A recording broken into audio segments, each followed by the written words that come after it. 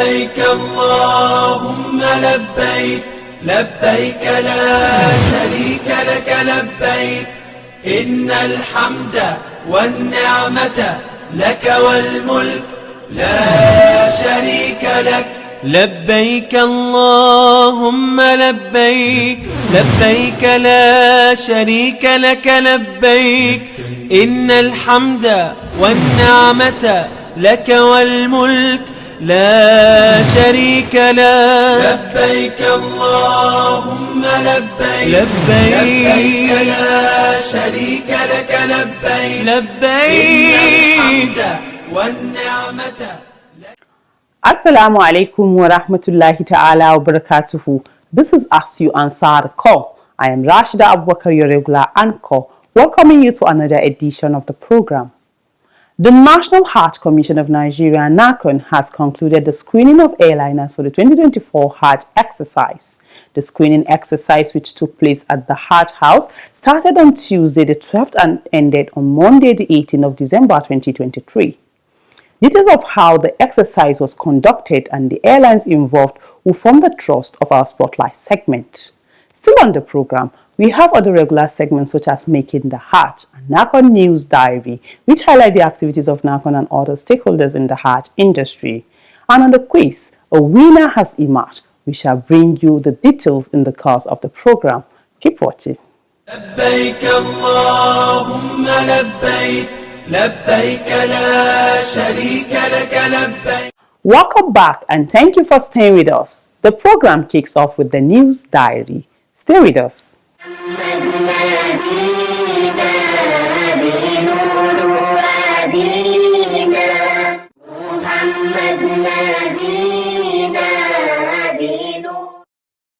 Preparatory to the 2024 HAJJ, the chairman of the National HAJJ Commission of Nigeria, NAHCON, Malan Jalal Ahmed Arabi, has met with Saudi ambassador to Nigeria, Faisal Ibrahim Al-Gamahdi, in Abuja. During a courtesy visit on Wednesday, Malan Jalal expressed gratitude to the Saudi ambassador for supporting NAHCON using the diplomatic umbrella of the Saudi embassy. He further highlighted the long-standing cordial relationship between Nigeria and Saudi Arabia, particularly in the area of facilitating Hajj and Umrah. Ambassador Ibrahim Gamidi assured NAHCON and Nigeria of continued support by Saudi Arabia in order to streamline working relationships for pilgrims and other stakeholders.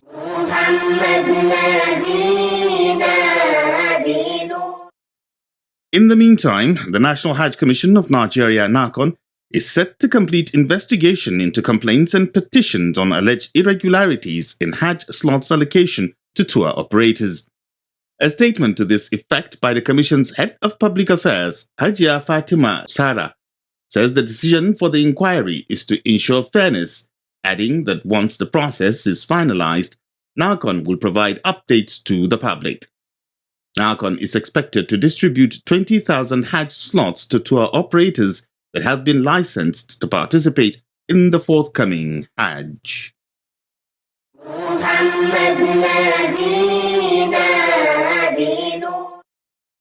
As the deadline for the payment of initial deposit of 4.5 million naira expires at the end of this month, Hajj officials across states have intensified their calls to intending pilgrims to pay up before the expiration of the deadline.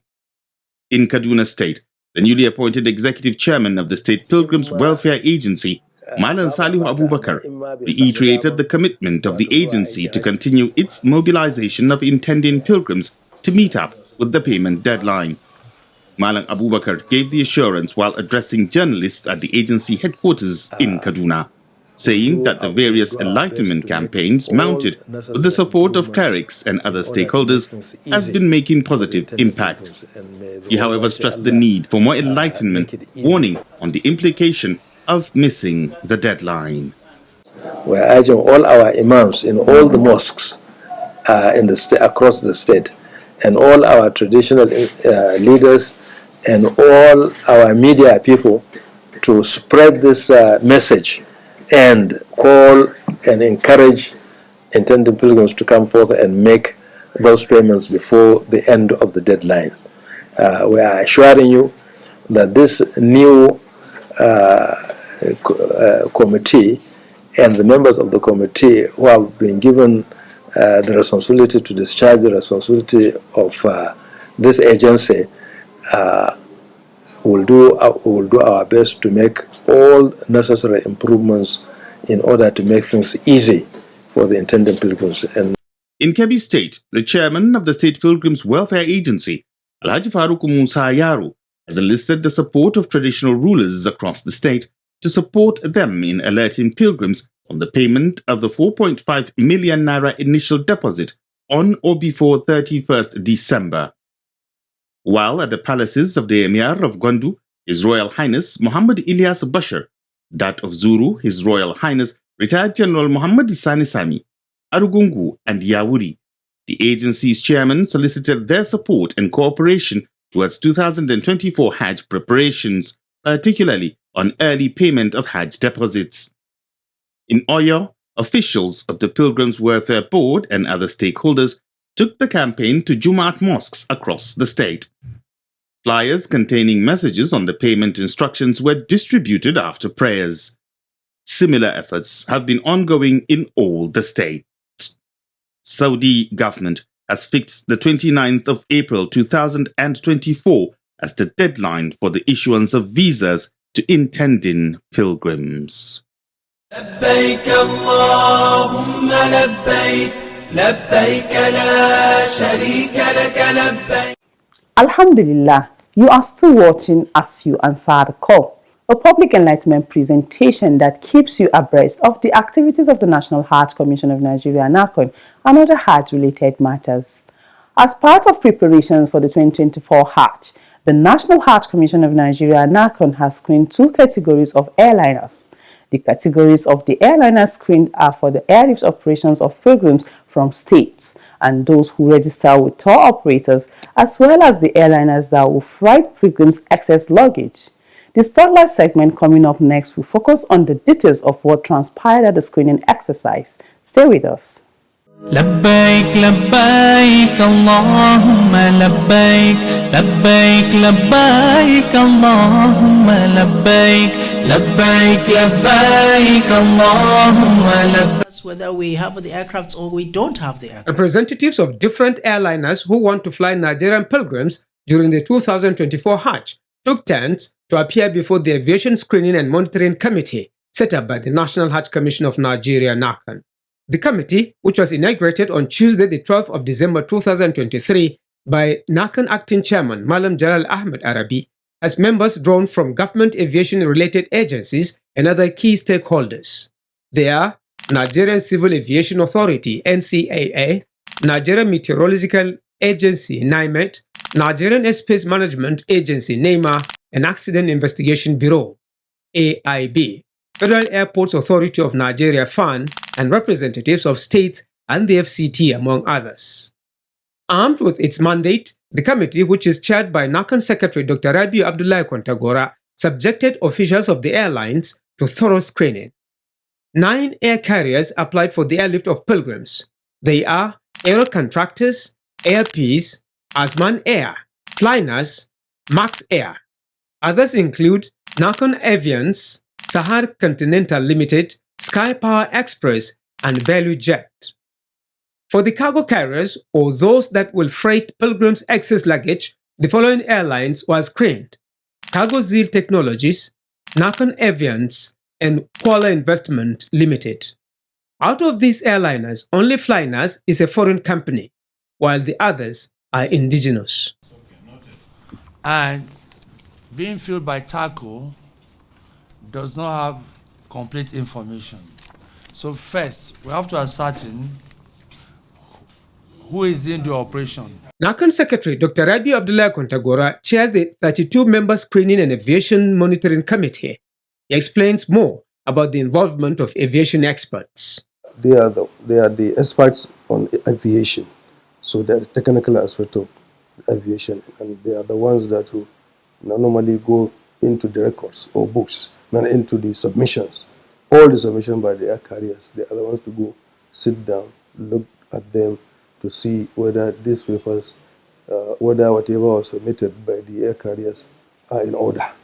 Now, after that, the committee will come and sit down together and then assess these submissions and then award marks and so that they will be able to grade them well and then see those who succeed in the. Guided by the term of reference, the committee studied all documents submitted by the airliners to determine their eligibility. The terms of reference of the committee also about is to screen these air carriers and look at their ability, their strength, look at their ability in terms of finance, look at their ability in terms of the technical knowledge or know-how, look at their ability in terms of staffing, look at their ability in terms of their ability to actually get these air carriers, their potentials in getting these air carriers, if it is partners, whether it is ownership. Do they really own these aircrafts, or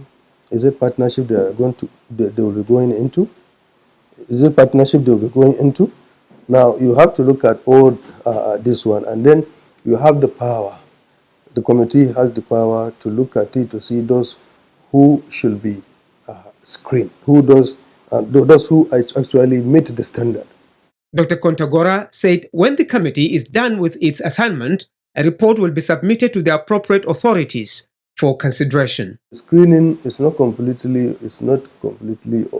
over, because what the committee has succeeded in sitting with the air carriers. But normally with screening or any exercise you do, after you finish it, you collect your report, you package your report, you submit it to the relevant authority, and then the relevant authority will take it upward. That is the process we are now. So we have finished sitting, but we are collecting our report. That is it. And when the report is done, that's when it will go public. When approvals are granted to the successful airliners, the next stage of the screening is to inspect the aircraft to be deployed during airlift operations. So when the air carriers are ready for their aircraft to be inspected, the NCA will send whoever it deems fit to do that work. And he will certainly do this work and submit a report. Yes, and there is no way, issue of safety, you cannot escape. You cannot escape. If you don't have a good team, there is no way you can be given work. For instance, yes, you have to convince everybody beyond reasonable doubt that if you are given this work, the safety of the pilgrims is guaranteed. Still at the screening exercise, the committee took note of the peculiarities associated with every Hajj operation. Even though we know all operations have peculiarity, the 2022 Hajj operation has its peculiarity, that of 2023 has peculiarity, and certainly these two, 2024, will have peculiarity. But the issue of air carriers, the airlift is one issue that you cannot compromise, because you are talking about safety, you are talking about lives. So that is one thing. There is resolve to improve on whatever, because the issue about improvement, that's what the chairman keeps saying. The chairman, HAJJ Arabi, keeps saying there is always room for improvement.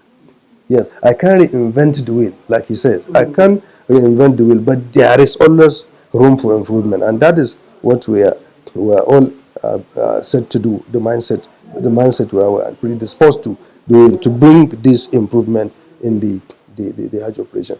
In line with NAHCON's practice, the Aviation Screening and Monitoring Committee works throughout the Hajj period. The tradition is the Aviation Monitoring Committee continues to be relevant in the Hajj operation, because aviation or airlift is the key operational aspect or factor in the success of any Hajj operation.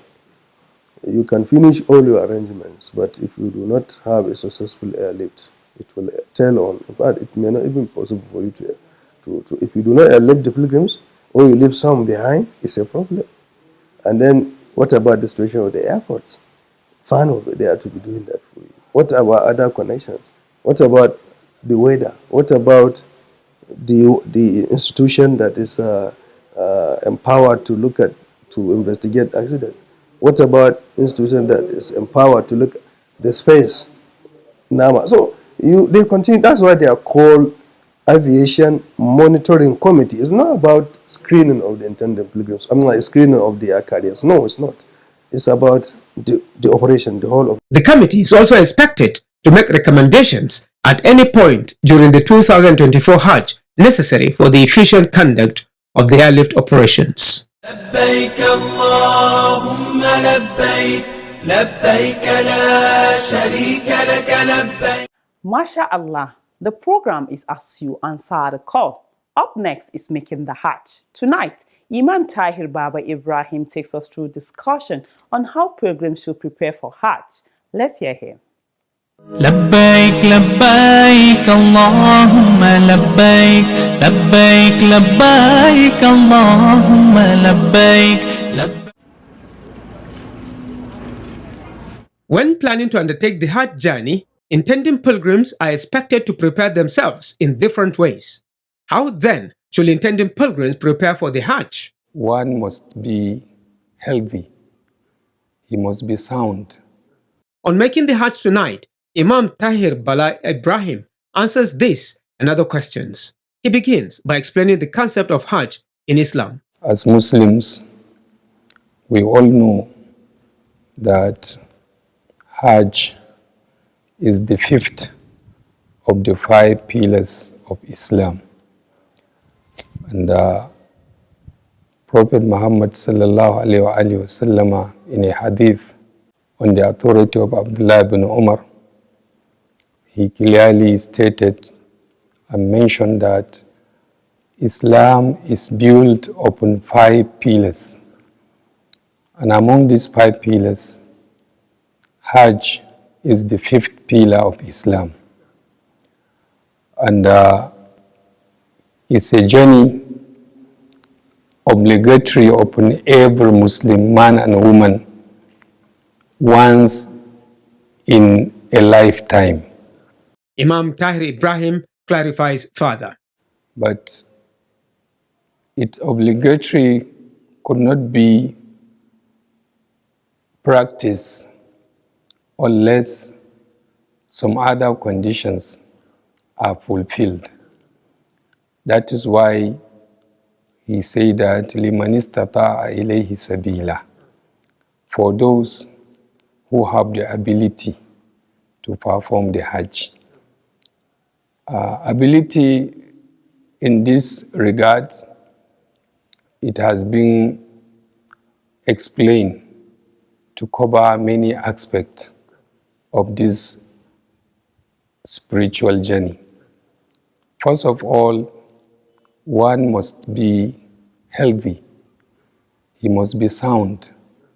For performance of Hajj rites required fitness. It is on this basis, among others, that intending pilgrims are encouraged to prepare themselves adequately. To begin with, the intention to perform the Hajj must be for Allah's sake.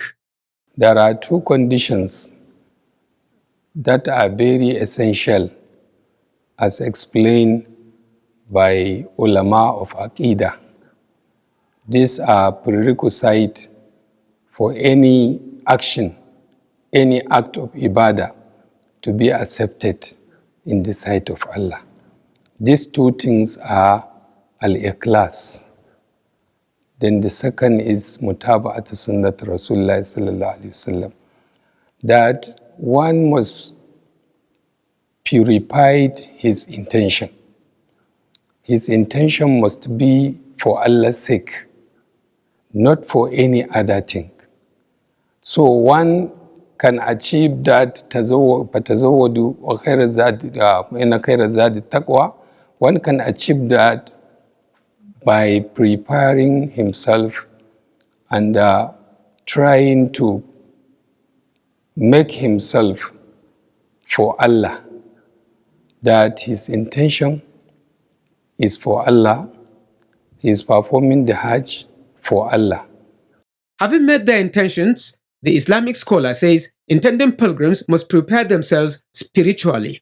One must know the way and manner by which Prophet Muhammad sallallahu alaihi wasallam perform his pilgrimage, perform his Hajj, because he said, "Khudhu anni manasikakum," learn from me, take from me how to perform your Hajj. So, Alhamdulillah, Prophet Sallallahu Alaihi Wasallam performed Hajj once, and how he performed this Hajj was perfectly. Imam Tahir Baba Ibrahim advised intending pilgrims to take advantage of every opportunity to learn more about Hajj and Umrah, particularly the weekly enlightenment programs organized across the states. Alhamdulillah, that's not the end of it. We shall continue the discussion in subsequent edition of the program. Now it's time to know the winner of last week's quiz and the question for this week. Good luck. لبيك لبيك اللهم لبيك. Welcome to the quiz segment. The question in the last episode was, mention 3 lessons embedded in performing Umrah. The correct answer is humility, unity of the Ummah, and 3, patience. The winner is Abubakar Sadiq from Zamfara State. He provided the answer ahead of others. Abubakar Sadiq will be contacted on how NAHCON will reach him with the prize he won. A quiz winner will get 25,000 Naira cash prize. This is part of NAHCON's effort in social investment in Nigeria. Now to the quiz for this week, and the question is, name 2 major ways to prepare for Hajj. Again, name 2 major ways to prepare for Hajj. Text your answer to the number showing on your screen. The winner will be the first person whose correct answer is received. All answers should carry the name and location of sender. Good luck and happy viewing. Once again, good luck to you. Up next are your messages.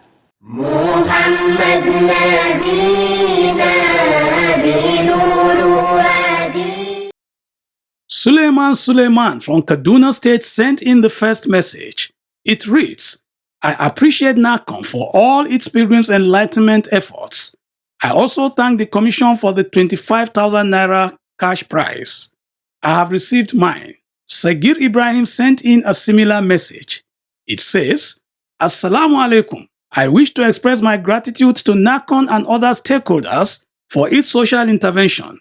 May Allah reward you all with the best of His rewards.